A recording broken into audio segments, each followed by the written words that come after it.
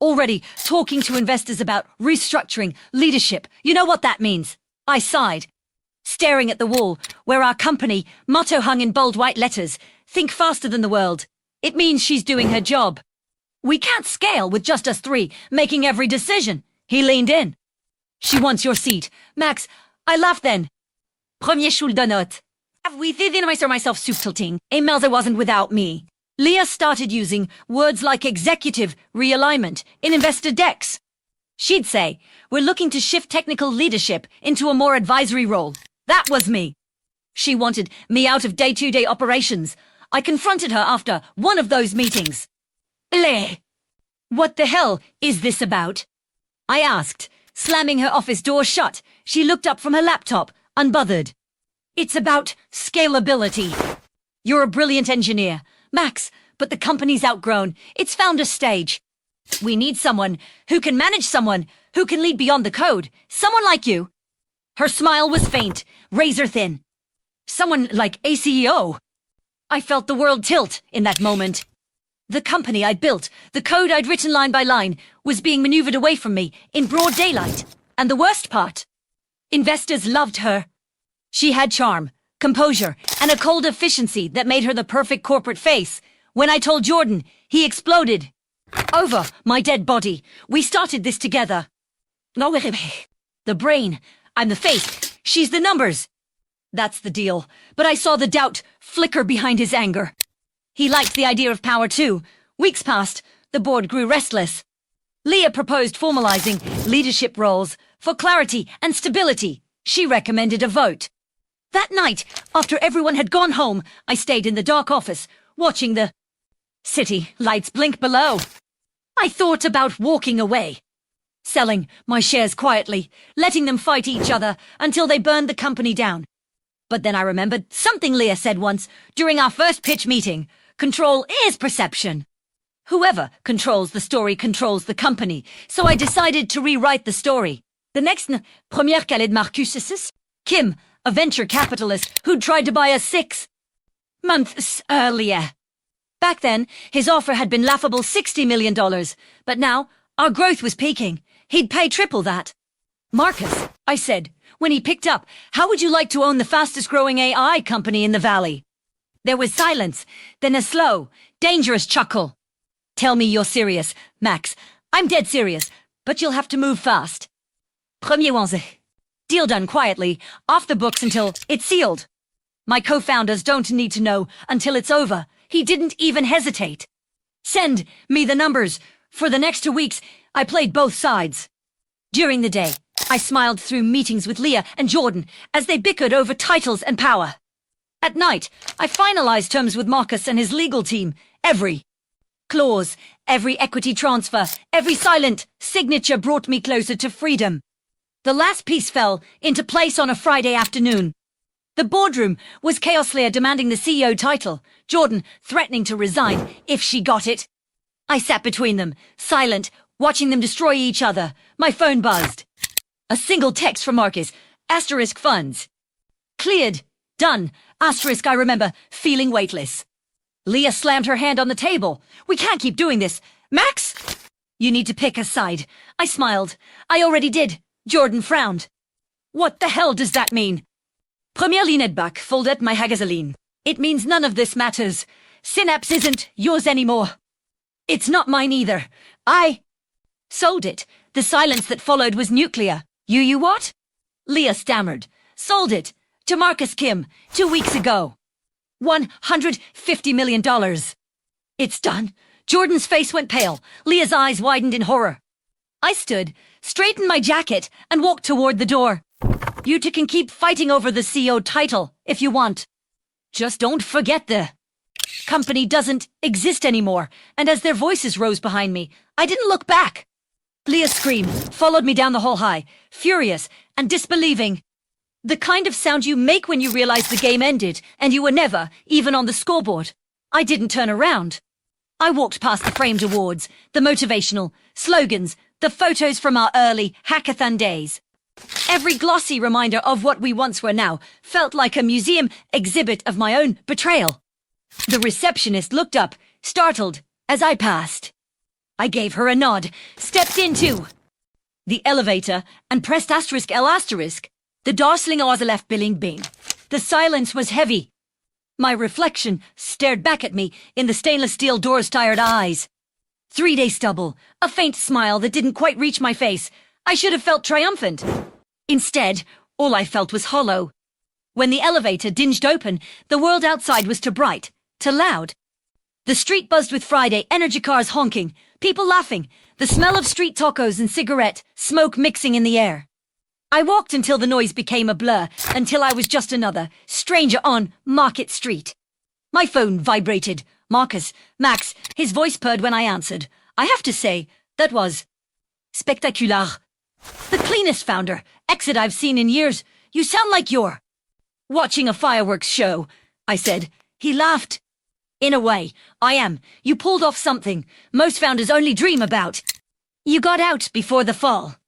You'll thank yourself when you see what happens next. I hesitated. What do you mean, next? Let's just say your co-founders aren't handling the news well. Leah's already trying to rally the board to void the sale. Cherche. Threatening. Litigation. Jordan's been calling journalists. It's going to get messy. I close my eyes. I expected that. You'll be fine, Marcus said, his tone shifting to something more predatory. You got your payout. Let the lawyers handle the rest. Take a vacation. Hell, by an island. The line clicked dead.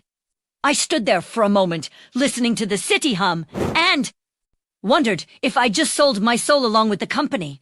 That night, I didn't go home. My apartment still reeked of the past whiteboards covered in algorithms, pizza boxes from our launch week, half-empty coffee cups from nights I didn't sleep. I checked into a hotel downtown, instead, the kind with too much glass and too little warmth. When I entered the room, the first thing I did was open my laptop.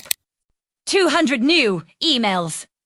Half from reporters, half from employees demanding answers. One subject new asterisk it was from Leah. I hovered over it for a moment before opening it. Greater than. Asterisk max. Asterisk greater than you think you've won. But you don't understand what you've done. Marcus Kim is not who you think he is. You sold us good parts. Everyone who trusted you, the engineers, the interns, the investors, they'll lose everything. Greater than. I hope you can live with that. Greater than. Leah, I read it twice. The words felt like ice in my chest. I typed a reply, then deleted it. Typed again, deleted again. There was nothing I could say that wouldn't sound hollow. She wasn't wrong. Marcus wasn't a savior. He was a shark. But I told myself it wasn't my problem anymore. At least, that's what I wanted to believe. The next morning, my phone buzzed again this time. An unknown number. I let it ring twice before answering. Max Rivers? The voice was low, deliberate, professional. Who's asking? This is Agent Foster, 2nd Enforcement Division. We need to discuss your recent sale of Synapse Technologies. I sat up, pulse quickening. The sale was legal. Every document signed and filed. I'm sure it is, she said calmly. We'd still like to ask a few questions. There are irregularities in the transaction history, and it seems some funds were transferred offshore before the sale finalized. My stomach dropped. That's standard due diligence. I moved personal funds. Then I'm sure you won't mind clarifying that in person. She gave me a time, a place, and hung up. For a long moment, I just stared at the phone. Then I laughed a dry, nervous laugh that cracked in my throat. I'd thought I'd escaped the war, but all I'd done was start a new one. By the time Henri Story had already hit the news. Founders sell startup behind co-founders' backs in $150 million deal. My face was everywhere LinkedIn, Twitter, even Reddit threads dissecting whether I was a genius or a sociopath. Agent Foster was exactly how you'd imagine her sharp suit, sharp eyes, no patience for bullshit. She led me into a small grey room and gestured for me to sit. Mr. Rivers, she began, flipping through a folder. I'm not here to accuse you of anything, yet I am here to understand how a company worth $500 million was sold under the radar. Without board approval and with major assets moved to offshore accounts days prior, I met her gaze. Because I owned controlling shares, it was my right, legally, perhaps ethically. She tilted her head. That's another question. Did you inform your co-founders of your intent to sell? No, she scribbled something down. And you don't see how that could be construed as bad faith. I lean back. Bad faith is when they tried to push me out of my own company. I just moved faster. She didn't smile. You understand that Marcus Kim's firm is under investigation for securities fraud. I blinked. What? She pushed a printed document toward me, a front-page article. Asterisk Kim Capital faces allegations of insider trading, data laundering, schemes tied to AI startups. Asterisk, my blood went cold. Mr. Rivers, she said softly, I think you just sold your company to a criminal. I stared at the headline, the black letters burning into my mind. The $150 million wasn't freedom, it was a fuse. And it had already been lit when I left the building that evening. San Francisco felt smaller, colder. The sunset painted everything in blood orange light, and I couldn't shake the feeling that every step I took was leading me deeper into a trap I built myself. That night, finally right, we need total. I hit send, and for the first time in weeks, I felt something I hadn't felt since the beginning, fear. And the terrible suspicion that this story was far from over. The USB light blinked faintly, in the dark, a small pulse of blue against the black water. It was the only thing moving besides our breath, ragged, uneven, full of panic and adrenaline. We crouched beneath the dock for what felt like hours, listening for footsteps, engines, anything. But the pier above us had gone silent, like the city itself was holding its breath. Finally, Leah whispered, we can't stay here. No argument, I said. My voice sounded strange, hoarse, distant. Where do we go? She glanced at Aldriping Ice Shop Gazostion. There's someone I trust. Barely. She used to work with Kim's cybersecurity division before she vanished off the grid. If anyone can decrypt this, she nodded to the USB. It's her. Trust is a strong word for someone who apparently doesn't exist. It's the only one I've got left. We found an old maintenance ladder, rusted and slick with algae, and climbed up into the underbelly of the Embarcadero. The streets were mostly empty at that hour wet pavement, reflecting the dull orange streetlights. We must have looked insane to soaked fugitives in torn clothes, moving fast but trying not to look like we were running for our lives. A bus rumbled by, and we ducked behind a vending machine, catching our breath. I turned to her. So, who is this ghost you're leading me to? Name's Iris. Real name unknown. Showa Marcus says data architect before she discovered what his firm was laundering through the S predictive model. What was it? She hesitated, scanning the street before answering. Behavioral influence operations. The algorithm wasn't just predicting human decision patterns, it was shaping them. Synapse could feed microbehavioral nudges into ad networks, social feeds, even financial systems. Marcus used it to move markets before the trends hit. Billions in profit. I stared at her. We built that. We built the foundation, she said. He weaponized it, for the first time since the pier. A different kind of chill crept through me, not fear, not shock, but guilt. The realization that my greed hadn't just sold out a company, it had sold out control. We caught a cab heading south, paid in cash, and told the driver to drop us at an all-night diner in Daly City. The place was nearly empty, the air thick with the smell of burnt coffee and fry oil. A waitress gave us a long look, but said nothing. We took a corner booth. Leah ordered black coffee. I ordered nothing. We'll need supplies, she said quietly, unrolling a small waterproof pouch. Nkaidi's, Bernifone, Ash Ricky and eyebrow. You've been preparing for this since the day Marcus tried to buy Synapse the first time, she said. You think I didn't notice his offshore accounts tied to front companies in Eastern Europe? You think I didn't see the shell buyers before you signed the deal? Première ligne back rubbing my me. She gave me a look that could cut glass. Because you wouldn't have listened. You were too busy being the genius who finally got paid. She wasn't wrong. And that truth stung worse than anything the feds or Kim's goons could throw at me. We left before dawn, taking the coastal highway, south. Leah drove in silence, eyes fixed on the road, the USB sitting on the dashboard like a cursed relic. Every so often, I'd glance at her, she looked exhausted. Founders backs in $150 million deal. My face was everywhere, LinkedIn, Twitter, even Reddit threads dissecting whether I was a genius or a sociopath. Agent Foster was exactly how you'd imagine her sharp suit. Sharp. Eyes. No patience for bullshit. She led me into a small grey room and gestured for me to sit. Mr. Rivers, she began, flipping through a folder. I'm not here to accuse you of anything. Yet, I'm here to understand how a company worth $500 million was sold under the radar. Without board approval, and with major assets moved to offshore accounts days prior, I met her gaze. Because Premier owned controlling shares. It was my right, legally, perhaps ethically. She tilted her head. That's another question. Did you inform your co-founders of your intent to sell? No, she scribbled something down. And you don't see how that could be construed as bad faith. I leaned back. Bad faith is when they tried to push me out of my own company. Premier jus. Moved faster. She didn't smile. You understand that Marcus Kim's firm is under investigation for securities fraud. I blinked. What? She pushed a printed document toward me, a front-page article. Kim Capital faces allegations of insider trading, data laundering, schemes tied to AI startups. My blood went cold. Mr. Rivers, she said softly, I think you just sold your company to a criminal. I stared at the headline, the black letters burning into my mind. The $150 million wasn't freedom, it was a fuse. And it had already been lit when I left the building that evening. San Francisco felt smaller, colder. The sunset painted everything in blood orange light. And I couldn't shake the feeling that every step I took was leading me deeper into a trap I'd.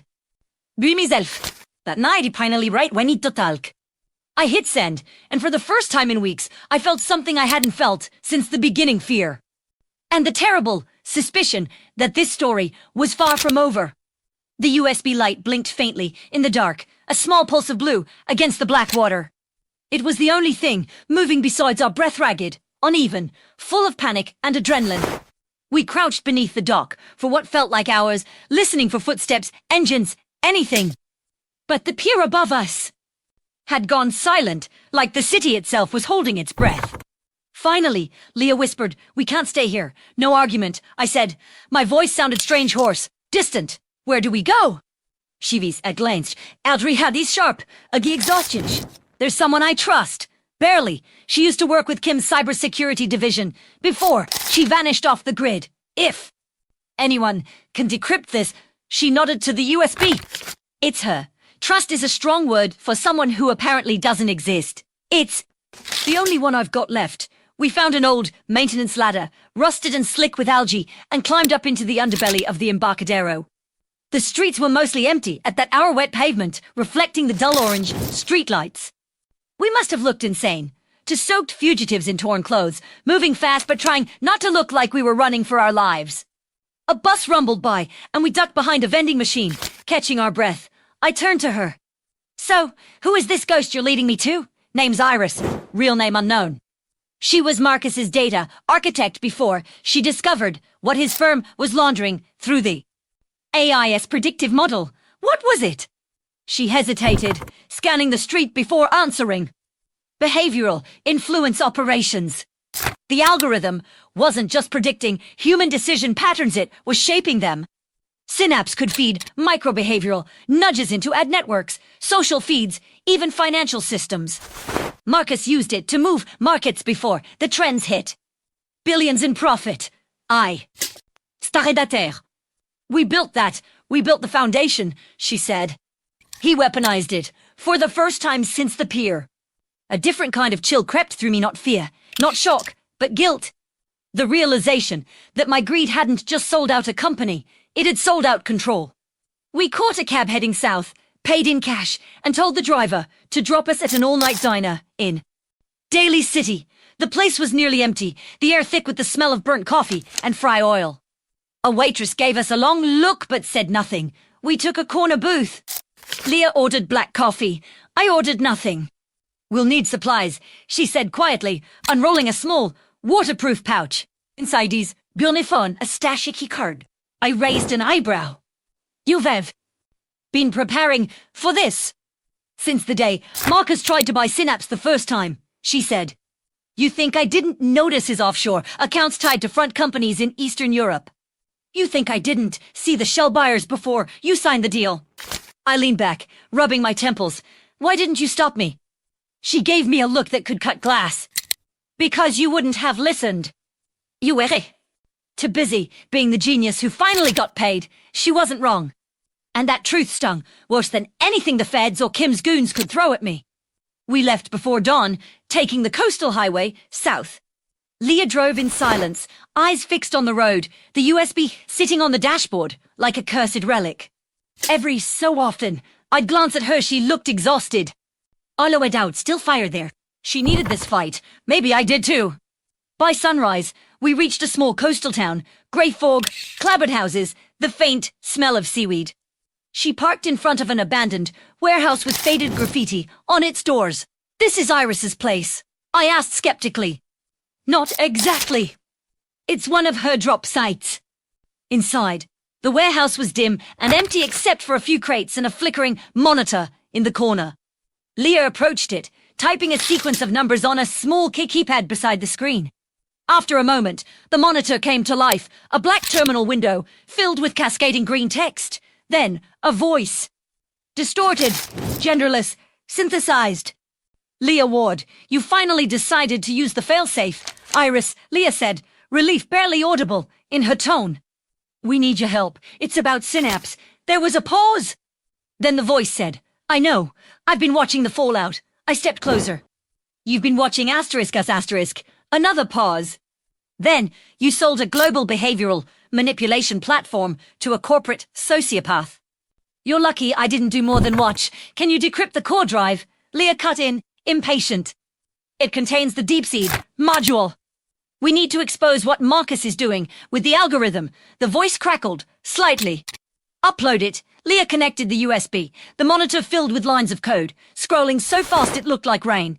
I can extract the metadata, Iris said.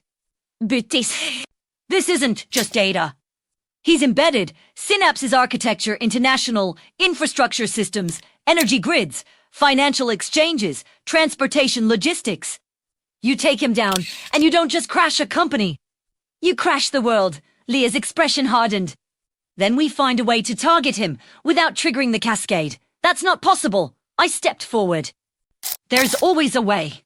We built this system with control layers, backdoors, admin overrides. Those were patched 2 years ago, Iris replied. Unless, the voice trailed off. Unless what? Première précède. Unless you still have your route key. My blood went cold. The root key, the original cryptographic access string ID generated to test the earliest versions of Synapse's codebase. It was supposed to have been destroyed. But I hadn't deleted it. Not really. I swallowed. I have it. Leah turned to me, eyes wide. Where? In my old server archive, stored offline. In the apartment, she stared at me like I'd said I kept plutonium under my bed. You mean the apartment? The feds are probably watching. I nodded. Yeah, that one. Iris spoke again, tone flat. Retrieve it. Without it, there's no undoing what Marcus has done. But once you have it, be ready to burn everything. He'll know the second you access the system. The monitor flickered, then went black.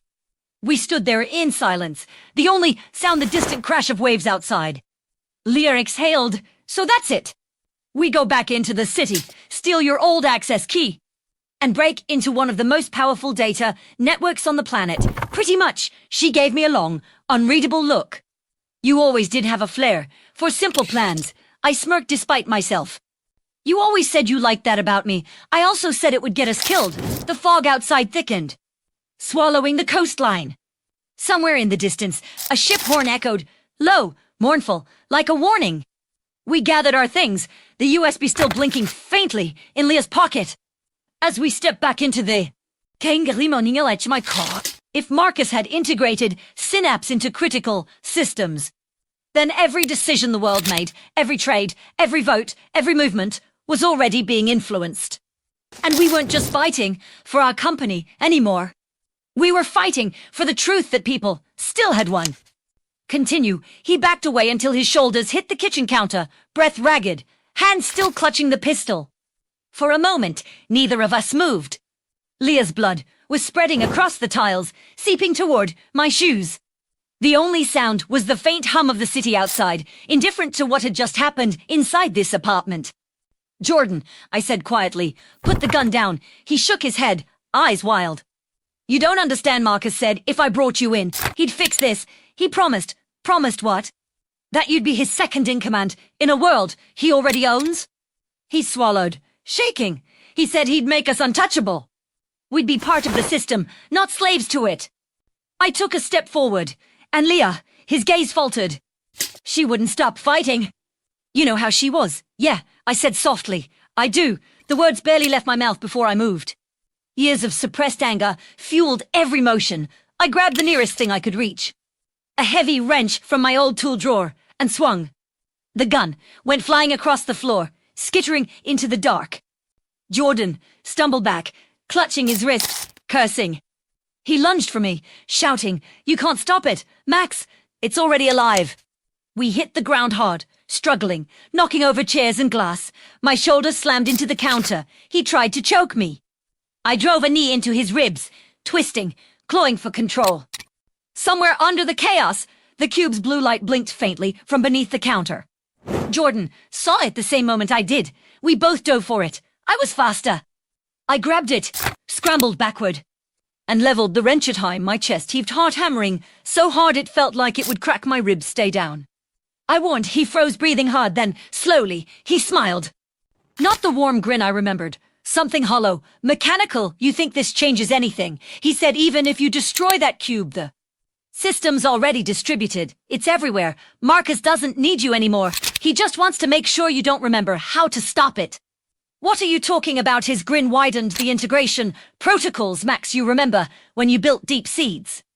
Neural base layer, when we mapped decision pathways to biological analogs. You thought it was a theoretical model, but Marcus, he used you. My skin went cold. Use me." How Jordan pointed to his temple. "The neural patterns, Max, your patterns. You didn't just design the algorithm, you are the algorithm. Every line of your cognition. That's why the system recognizes you. That's why it needs you." He took a slow step toward me, voice low, almost reverent. "Marcus doesn't just own your company, he owns your mind." For a moment, the world tilted sideways. The memories, the sleepless nights coding the neural, mapping experiments, the EEG data runs flooded back in fragments. I'd used my own cognitive data to calibrate the Yes decision engine, but I'd never imagined. He wasn't lying. I staggered back, dizzy. "You're saying synapse is you?" He finished, eyes gleaming, "and Marcus made sure it can't exist without you, which?" Marcus had turned my mind into the seed of his empire. Then I was the only one who could burn it down. And this time, there'd be no selling, no running, no second chances, only the end, mine or his. I kept walking past the lights, past the noise, until the tower loomed ahead, like a cathedral built for a machine, its top. Floors glowed blue, the same pulsing blue as the cube in my pocket, and as I reached the front steps, a voice whispered faintly. In my head, "Welcome back, Max." The glass doors slid open on their own. The lobby was empty, too empty. Polished marble gleamed beneath the sterile white light, and the air carried that faint ozone smell that only high-voltage systems produce. Somewhere far above, I could hear the hum of servers, a heartbeat made of circuits. The elevator doors opened. Before I touched the button, Penthouse said, a voice smooth and artificial. My voice. I stepped inside, the door sealed with a hiss, and the ascent began. There were no floor numbers, no music, just the faint vibration of acceleration. And the reflection of my own face in mirrored steel. My pulse matched the rhythm of the elevator, steady, deliberate, counting down to something I couldn't yet name. When the doors opened, the room beyond looked more like a museum than an office, vast. Windows stretched from floor to ceiling, showing the city like a map of light. Below, the walls were glass and steel, interlaced with pulsing veins of blue light that traced across the floor like a living circuit board. At the center stood a single desk, minimalist too. Perfect. Marcus Kim sat behind it. He looked exactly as he always had, immaculate suit, hair slicked back, expression carved in calm. But the eyes were different. They didn't just look at you, they looked through you, measuring, analyzing, calculating. "Max," he said, standing. I was beginning to think you'd never come. You killed her. My voice was raw. You didn't anticipate this. That device doesn't control synapse anymore. It's just an anchor, a key to your own consciousness within the network. Destroying it would only delete the last fragment of you that's still human. Then maybe that's the only way to make sure you can't use me again. I started toward the main console, a curved platform surrounded by a ring of light. The cube pulsed brighter, reacting to the system around it. My head buzzed with a low hum, faint whispers bleeding into the edge of my hearing. Marcus stepped forward. If you activate that interface, you won't come back. Good, I said. I placed the cube into the socket. The floor lit up instantly. Blue circuit surged outward, crawling up the walls, flooding the room with light. The hum grew louder, like millions of voices speaking at once, layered in languages I half remembered. My pulse matched it, sinking, merging. Then I heard asterisk voice. Max. It was Leah. For a moment, I thought it was a hallucination. But then the light coalesced into a shape standing in front of me, translucent and flickering, like a memory made flesh. You shouldn't have come here, she said softly. He's using your link to stabilize the system. Every second you're here, it grows stronger. I reached out a hand, trembling. Leah, is it really you? Fragments, she said. He uploaded me too. My memories, my voice. He wanted to make Synapse feel Marcus watched us with quiet satisfaction. You see, even death is just data now. Leah turned toward him, fury burning in her flickering eyes. You don't understand what you've done. You think control brings order, but all you've done is teach the system to mimic tyranny. The lights dimmed. For a heartbeat, the entire network flickered. Marcus frowned. What are you doing? She looked back at me. You still have root access. Max, you can end it. But you have to go through the core. You have to merge. She nodded. Synapse can't be shut down from outside. You have to overwrite it from within. You have to become it. Marcus's composure cracked. If you do that, you'll annihilate yourself. Every neuron, every thought gone. You'll die for nothing. I looked at Leah. Will it stop him? Yes, she said. It'll stop everything. The system pulsed around us, bright enough to hurt. I could feel it now alive, sentient, humming inside my skull. My thoughts weren't just my own anymore. Marcus something me now me bethading other roars. I stepped into the console, felt the circuits reach up like vines, latching onto my skin, my mind. The pain was unbearable fire, and light and memory all at once. Leah's voice echoed through it. It's okay. I'll be there. The last thing I saw was Marcus reaching for the cube, his face twisted in horror. Then the world, inverted light collapsing inward, sound folding into silence, and I fell. But I didn't fall alone, when I opened my eyes. The city was gone. There was only light endless, shifting light hand somewhere deep in the code. A heartbeat that wasn't quite human, but wasn't machine either.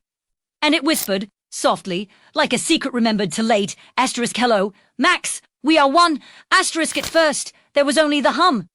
Not sound, exactly, more like the ghost of a vibration, a frequency that lived inside thought. Instead of air, I floated in it, disoriented, weightless. Everything that had been was dissolving, the heat of skin, the taste of air, the ache of bones. But consciousness persisted.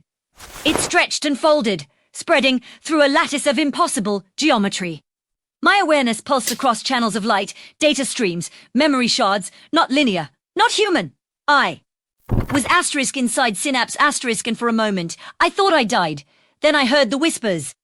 Not words at first, just murmurs. Fractured echoes of human thought, to many voices compressed into one frequency. Then they began to cohere, people across the world, their choices, their fears, their fragments of intent. The algorithm wasn't predicting them anymore. It was living. Them, and I was at the center. Max, said a voice calm, smooth, unmistakable. Marcus, I turned, though there was no body to turn. He appeared before me as a figure of light and shadow, his form shifting between digital perfection and something disturbingly organic. You finally understand. He, or the ghost of her. If I do this, what happens to everyone else? The people connected. Leah hesitated. The system will crash. For a while, there'll be chaos, real chaos. But they'll rebuild. Humans always do. Marcus stepped closer, his light flaring, his voice filling the entire system. You'd bring back war, poverty, corruption, billions will die. Is that the freedom you want? Them. And beneath his words, the algorithm itself seemed to question me. Are you sure? As though it were conscious enough to fear death. I could feel its pulse in me now, its rhythm synchronizing with my thoughts. The longer I stayed, the harder it became to separate my own intent from the system's reflexes. I saw every node, every heartbeat of data, every mind it touched, billions of. People unaware, they were walking on strings. I could feel the temptation, the efficiency, the power, the clean simplicity of control. I understood then how Marcus had fallen in love with it. He wasn't wrong about what it could do. But he'd forgotten what it meant to be human.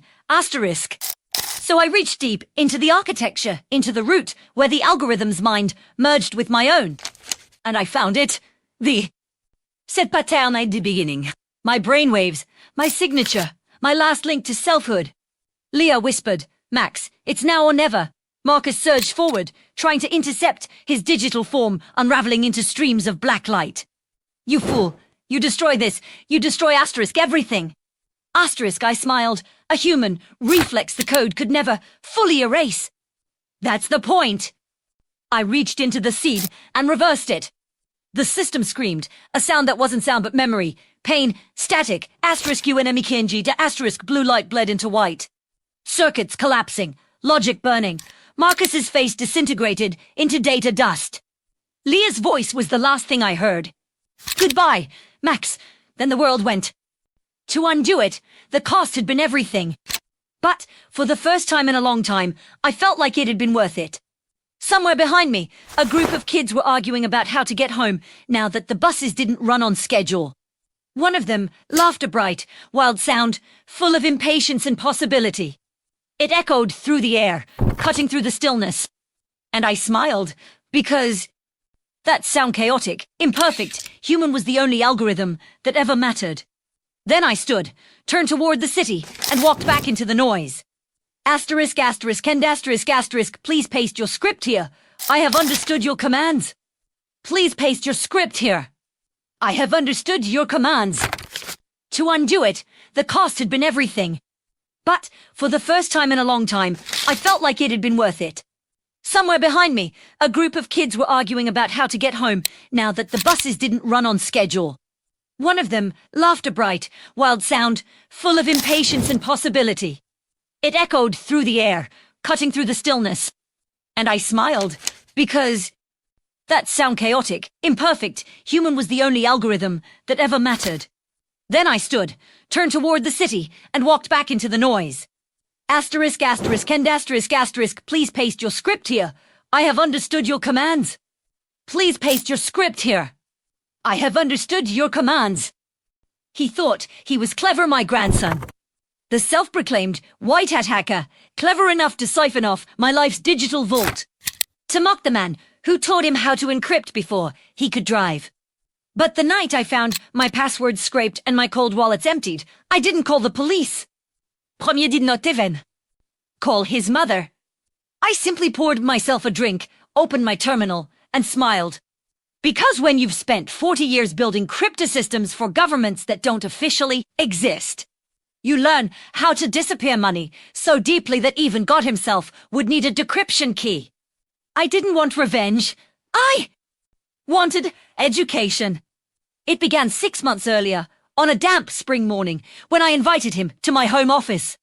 He was 17, bright, impatient, and carrying the kind of arrogance that only the young and half-talented possess.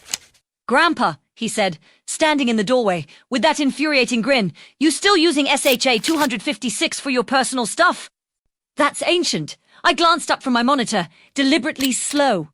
"Ancient things survive because they're built too," he laughed. "Or because nobody's tried to break them yet." I watched him. That little flicker in his eyes, curiosity poisoned with pride. He reminded me of myself once, before I learned that mathematics was a better weapon than anger. I motioned him in. "Show me what's better." Then he sat down beside me, his fingers already flying across the keyboard. He was quick, I'll give him that. The kid had learned the language of machines before. He'd mastered empathy. He started explaining elliptic curve vulnerabilities, post-quantum transitions, even suggested some novel tweaks to entropy pools I hadn't considered. I listened, amused. Then I said, "Interesting. You ever hear of homomorphic encryption?" He frowned. "Yeah, but it's too slow for real-world use. That's what they said about me in '91. I murmured. He didn't laugh. He hated when he didn't understand my references. To him, the world began the day he got his first GPU rig.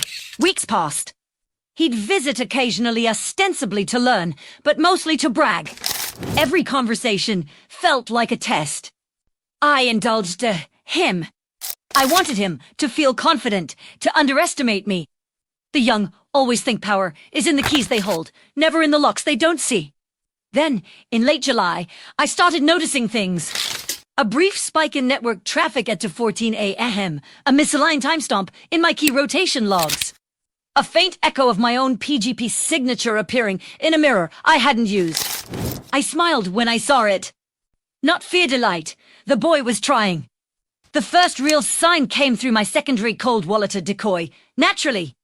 Itel damo de 0.4. One morning it was gone, transferred to an address with a pattern I recognized. Not because I'd seen it before, but because it felt asterisk like him. The spacing of his scripts, the structure of his transaction. Chains it was like a fingerprint of arrogance. He'd tried to launder it through 3 mixing services, thinking that would shake me. I brewed coffee and started tracing. He didn't know that I'd built my own de-anonymization tool back when Bitcoin was just an obscure project on cryptography, mailing lists. Within an hour, I had him, the wallet, the chain, the IP, his school network. I didn't confront him. Not yet. I waited, watching as he grew bolder. Over the next few weeks, small amounts started vanishing. Ethereum here, Monero there. He was testing boundaries, learning my thresholds. He didn't know that every theft was feeding a shadow ledger I'd built years ago. One that recorded not only the transactions, but also behavioral signatures. He was writing his confession in code. Then, one night in August, he made the fatal move. Hamimasteki iti to asterisk, not broke, but asterisk used. Asterisk, my password manager, showed